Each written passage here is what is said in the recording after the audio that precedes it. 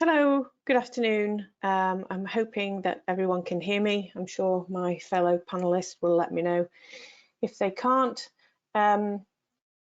Welcome to our webinar today, the 2nd of June, from Italmatch. This is a webinar entitled A New Class of Biocide for the Canadian Oil and Gas Market.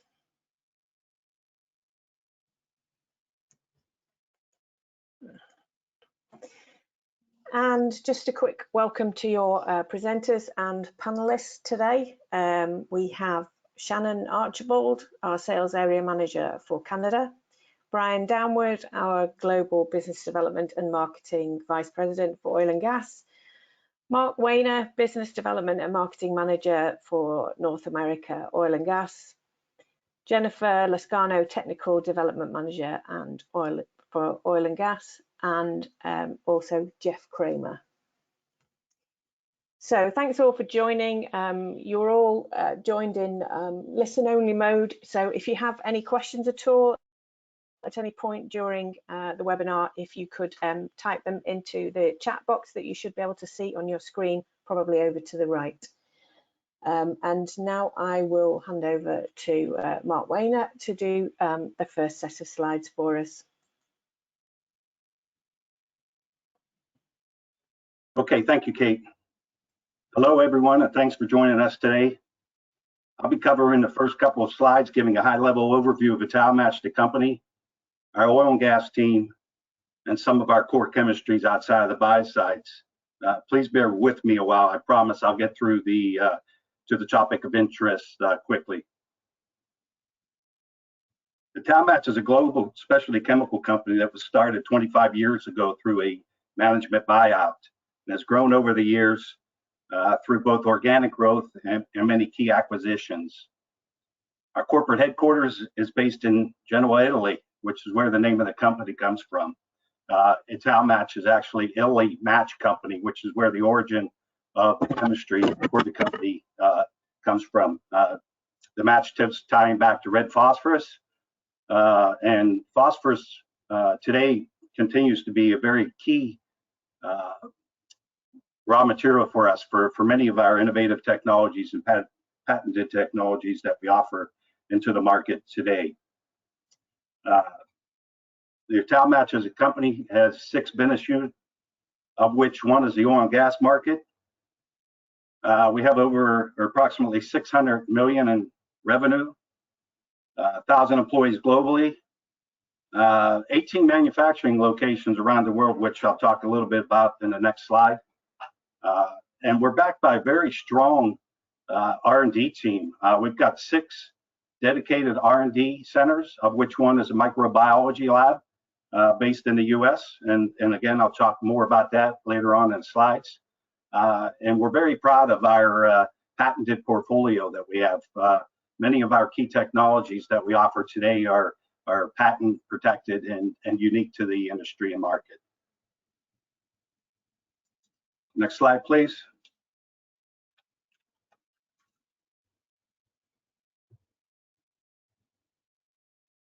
Okay, this slide is meant to showcase the breadth of our organization. When we say we're a global company, we don't just mean we're doing business globally. We're actually very proud of our global footprint. We've got sophisticated manufacturing on all of the major continents in the globe. A key plant in China. We've got a facility in the Kingdom of Saudi Arabia, a key facility in Europe, and of course, a big manufacturing footprint in North America, which I'll go into some details on that particular piece of it in the next slide.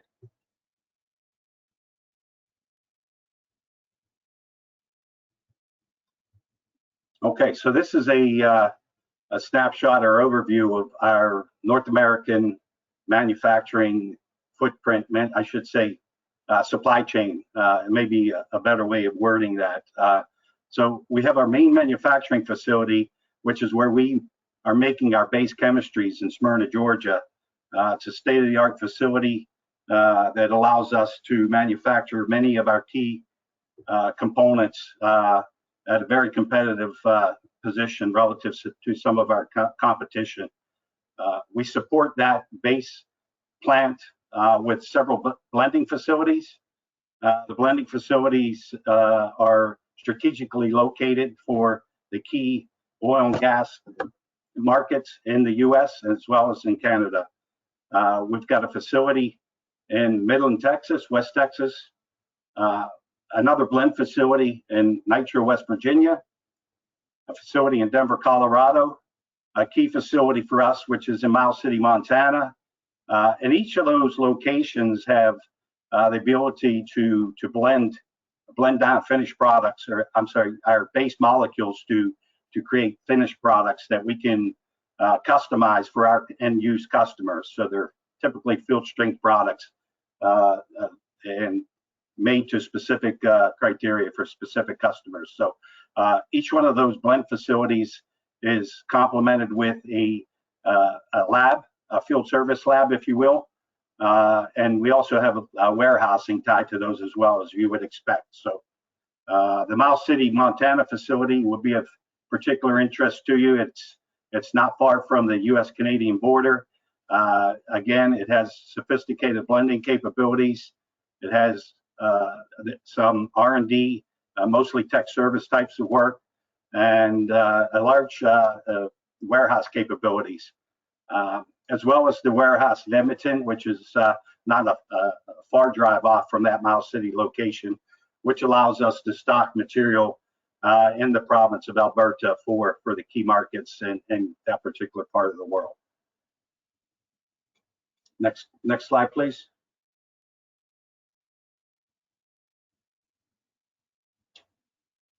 Okay, so shifting gears a little bit, here's our mug shots of the oil and gas team, if you will. You know, we're a seasoned crew.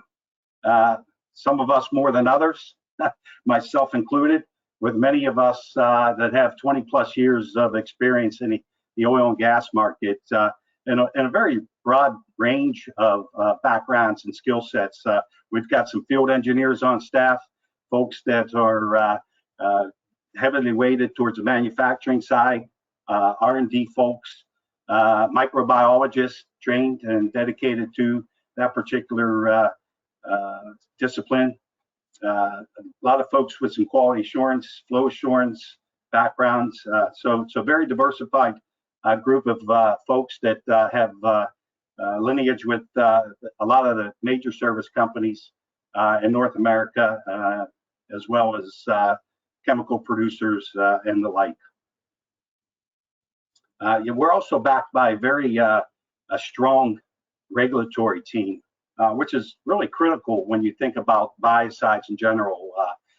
We've got folks both in Europe and in North America that are very well trained on the biocide regulations, US EPA FIPR regulations, Canadian PMRA regulations, as well as the European biocide directives. So this allows for us to very efficiently and quickly add new registrations, sub-registrations, master copy, private label, those types of things for individuals that have that interest in marketing their own products and taking them to the market. So it's a very strong team, as I said, many years of experience in the oil and gas market, and very diverse disciplines. So we're very proud of the team we put together on that piece. Next slide, please.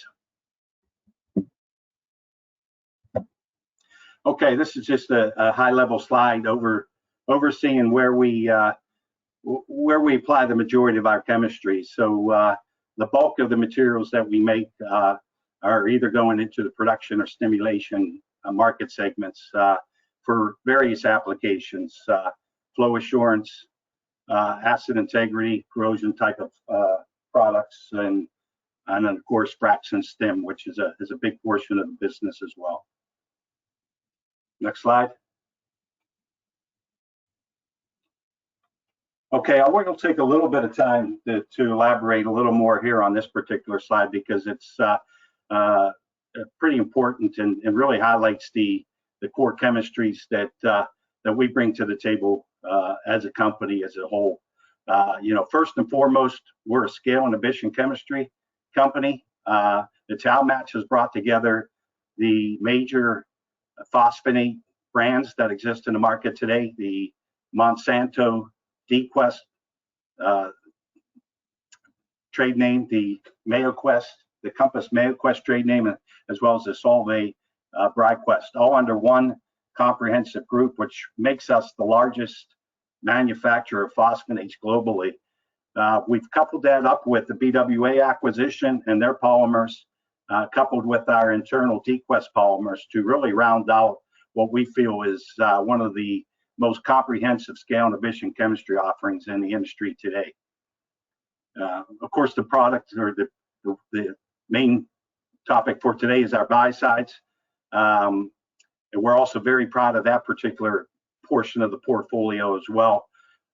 You know, unlike a lot of folks in the market today, we've elected to go a different route in terms of what our portfolio consists of. There's a lot of folks in the market today that are pushing the commodity types of chemistries that are very common to the industry, the glutes, the gluquats, and the DDACs. We've taken a very different approach with our portfolio. We've selected key molecules that we've got intellectual property around, and that we can proudly say we are the only company that is able to offer these particular chemistries. And they're tied around the two main active ingredients, TTPC and PHMB.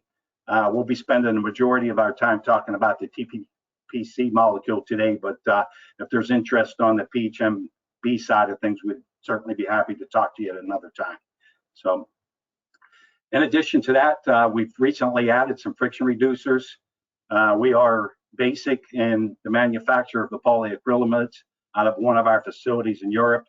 And so we've spent several months to maybe even a year here recently to roll out a friction reducer product line. They're anionic and base and work in anywhere from a low TDS to a high TDS brine.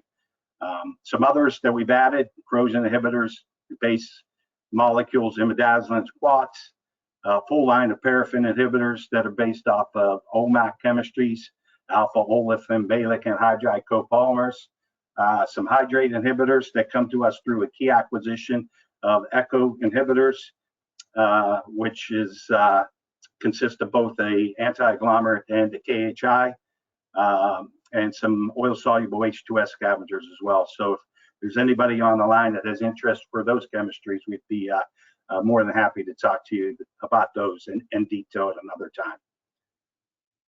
So with that, that's the end of my piece of it. I will now turn the floor over to the star of the show today, who will really give you a lowdown on the TTPC-based chemistries in our 355 product specifically. So Jennifer Lascano, over to you. Thank you, Mark, for the company introduction and background. I hope everyone can hear me. I think the mic's working, but I will move into the technical data review for Bellacide 355. This is the newest chemistry to make it to the Canadian oil and gas market, but has a strong proven track record in the US with over 13 years of use. Our TTPC-based organic chemistry is effective against all types of bacteria and causes cell wall disruption. It is non-oxidizing biocide that in fact has an additive effect with oxidizers and is completely compatible. It is also effective long-term, providing continued protection into production. And of course, for the Canadian market, it is winterized, exceptionally thermally stable for high downhole conditions, is not a skin sensitizer, which makes it easier and safer to handle as well, and has a good corrosion profile and wide pH range efficacy as well. So let's move to the next slide and start at the basics, efficacy. So Bellacide 355 has exceptional biocidal efficacy, even at low dosages. So in this test here, we see near complete kill of both the SRBs and APBs at dosages of less than 15 ppm active. So we're comparing here Bellacide 355 compared to some commonly used organic biocides as well, with the DBMPA and the glutaraldehyde and THPS. So here This is a basic kill test, benchtop kill test with serial dilution vials at pH 7 and 20,000 TDS, doses active. And the 1 hour and 4 hour notation in each chart refers to the contact time with the biocide and the bacteria prior to shooting the serial dilution vials. So again, here we can see Bellacide 355 is very effective even at low dosages. So this alone may not be considered novel for biocide usage, as all biocides by definition do kill organisms. However, if we move to the next slide, one of the advantages we think Bellacide 355 has over other chemistries is the thermal stability that Bellacide 355 has for maintained biocidal efficacy, in downhole temperatures and into production. So here we have a chemical thermal stability. So our lab heats the chemistry itself.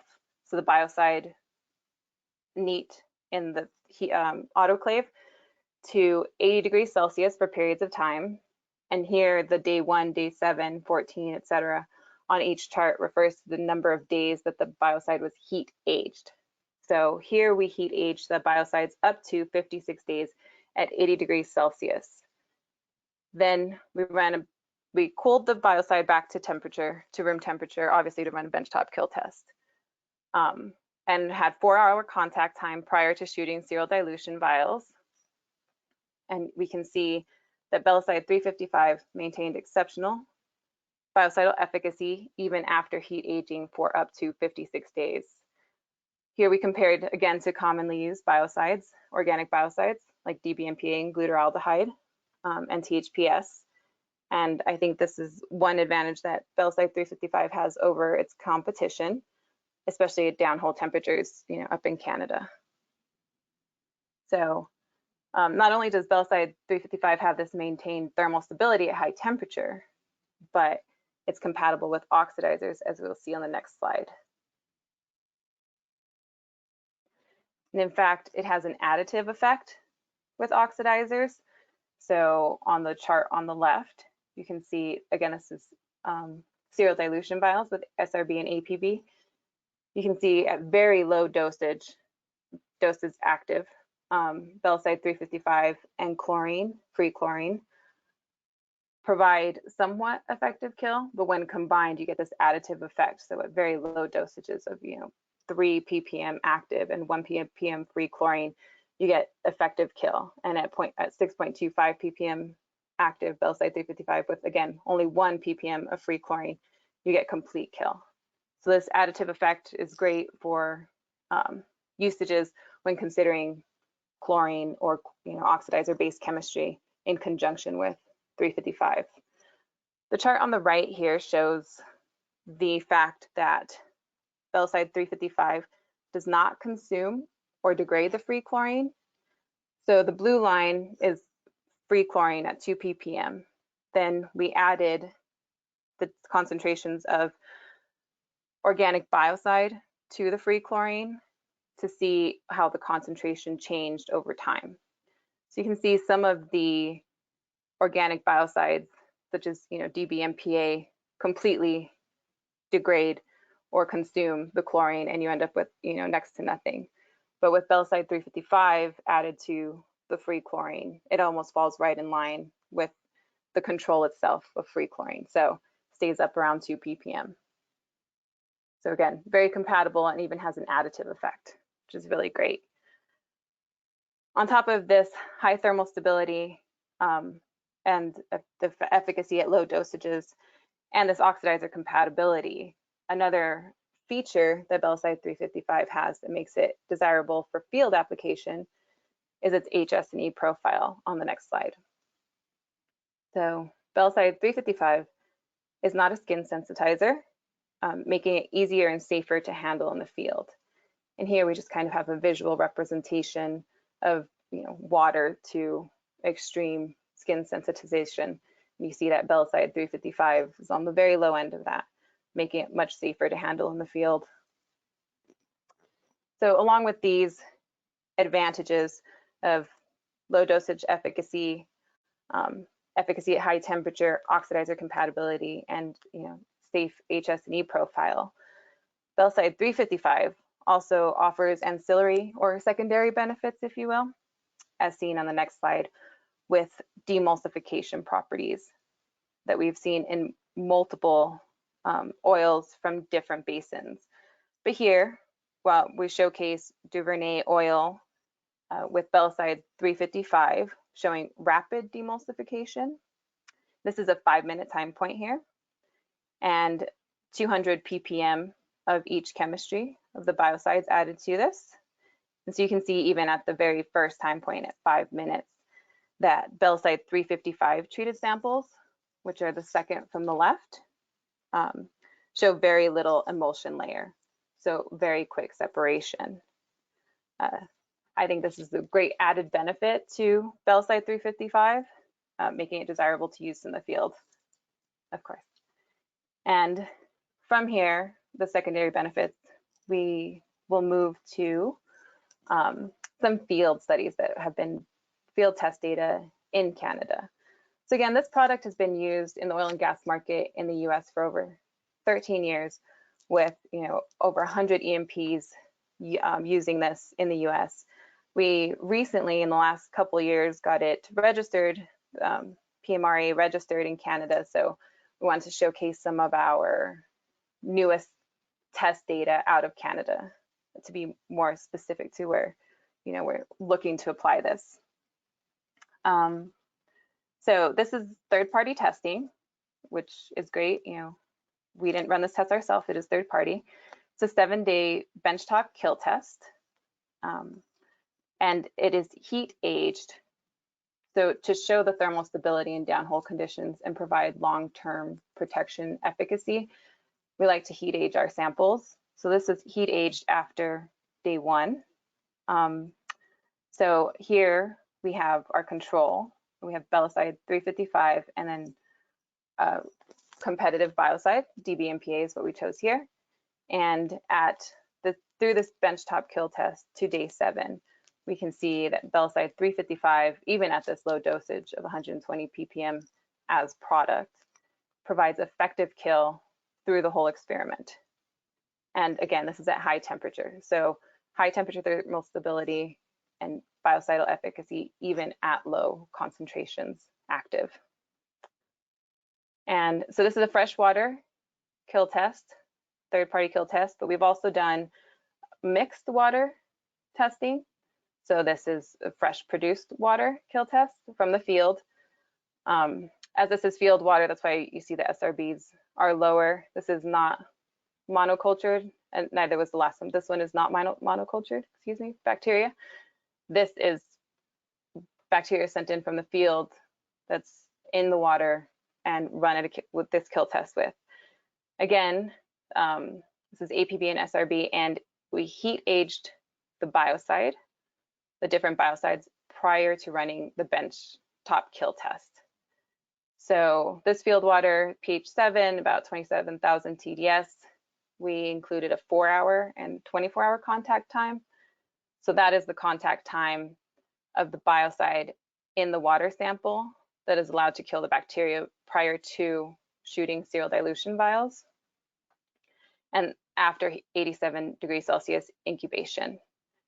This is dosed as product and compared to, again, some commonly used biocides, Bronopol and DBMPA, at different concentrations of product.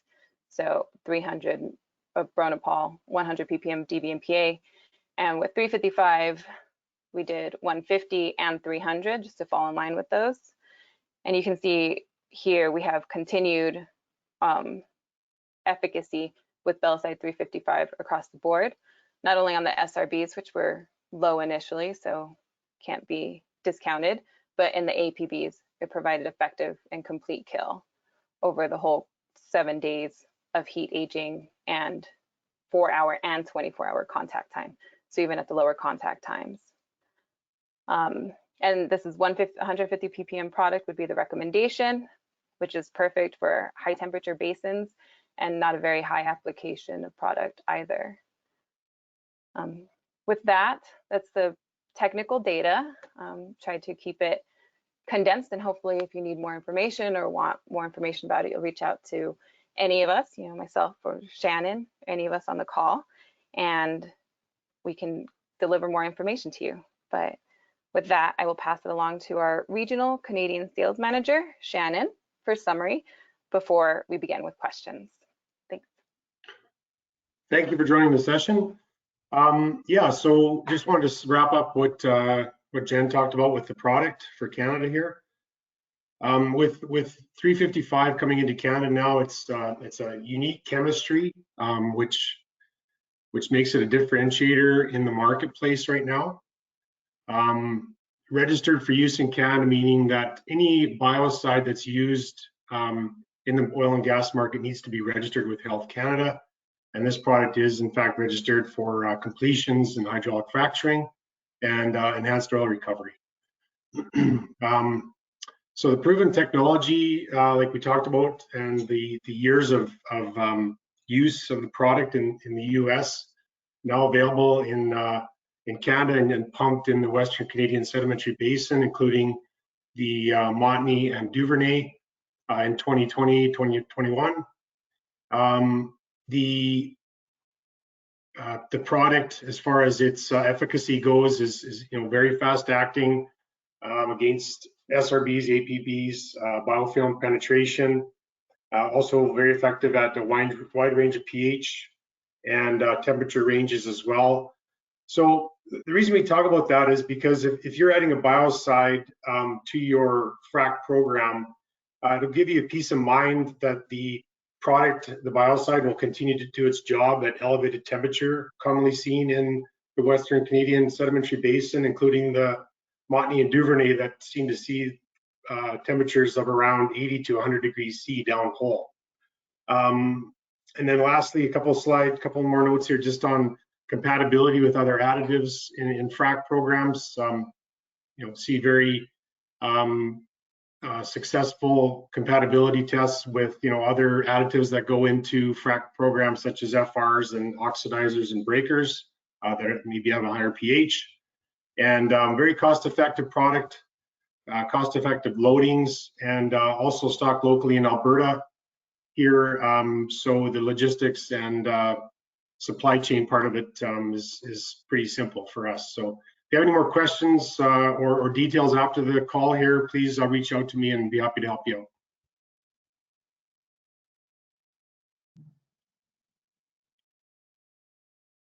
Okay, thank you, Shannon. So thank you to all of our speakers today, to Mark and to Jen, and finally to Shannon, who is your sales manager in Canada. So now is the time for questions. We haven't got any at the moment, so I'll just wait a couple of minutes. If anyone's got any specific questions, if they could type them into the chat box, we can answer them. Alternatively, you can obviously reach out to any members of the team afterwards to have your questions answered, but we'll just wait a minute or two.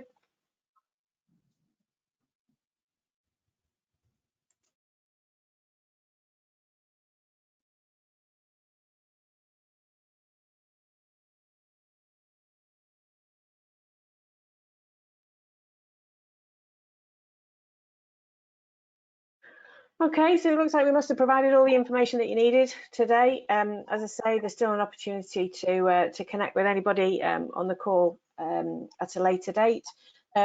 So thank you, all of you, for giving up your valuable time to listen to us today. About a short while after the end of this webinar, you will receive an email thanking you for your attendance, and this includes a link to a post-webinar survey. If you could just spend, there's only a few questions, just spend a few minutes filling that in for me, that would be really helpful.